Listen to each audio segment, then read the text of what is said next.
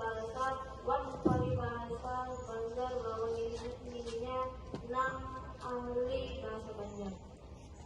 Amat tapi kerasan amun Canggar bahasa Banjar ini biasa dibilang dimaksud zaman. Orang-orang banyak memakai bahasa Indonesia atau bahasa asing.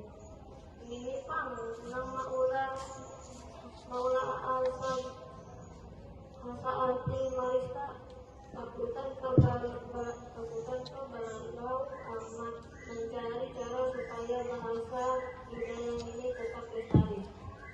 Tapi lainnya hanya membawa kekanakan slogan belajar bahasa wan budaya Banjar. Udin mengumpulkan kekawanannya di rumahnya. Biasa belajar wan bakandiran tentang pentingnya pelestarian bahasa wan budaya Banjar. Amat buat pengkawanan maula acara dasar melestarikan bahasa wan budaya Banjar. Lalu orang-orang dikumpulkan di rumah Udin. Kekawanan dengan orang-orang di bawah memakai pakaian adat yang menari gayanya melawan musuh Banjar. Acara inang diadakan itu alhamdulillah diketujui tuan warga. Orang-orang makin sadar pentingnya melestarikan bahasa dan budaya Banjar.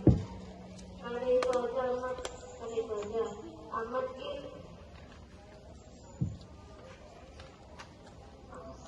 mengisahkan dua tentang adat istiadat dan nilai-nilai budaya Banjar. Kadang-kadang usaha amat itu menghasilkan kehendak orang yang hendak belajar bahasa dan budaya Banjar. Sampai orang menanggung bahasa budaya Banjar. Amat merasa pada kegampangan pang merasaikannya. Tapi dia betul buat dia lain bahasa itu supaya bangsa kalau lupa melestarikan budaya Banjar Banjar.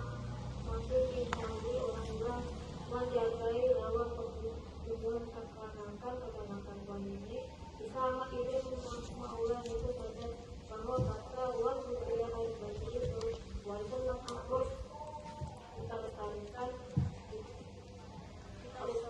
pemerataan. Mudah-mudahan kita kawan membangun generasi penerus yang baik kita berbahasa dan berbudaya. Sekian dari kisah ulun. Terima kasih. Assalamualaikum warahmatullahi wabarakatuh.